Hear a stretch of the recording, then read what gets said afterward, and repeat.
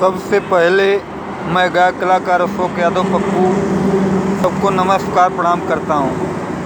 लेकिन कैसे भैया? अशोक यादव पप्पू नाम हउई, अशोक यादव पप्पू नाम हउई, गाँव बनी डीह हउई, जिला जौनपुर ए भैया। बिरहा में सम्मान मिलल मान हो, बिरहा लोकगीत में नाम बढ़ल भैया। श्री मंगल यादव कवि गुरु हुए, बिरहा के सम्राट हुए, गायक और लेखक हुए भैया। अशोक यादव पप्पू नाम बाटई, बनी डीह गाँव बाटई, जिला जौनपुर हउई भैया।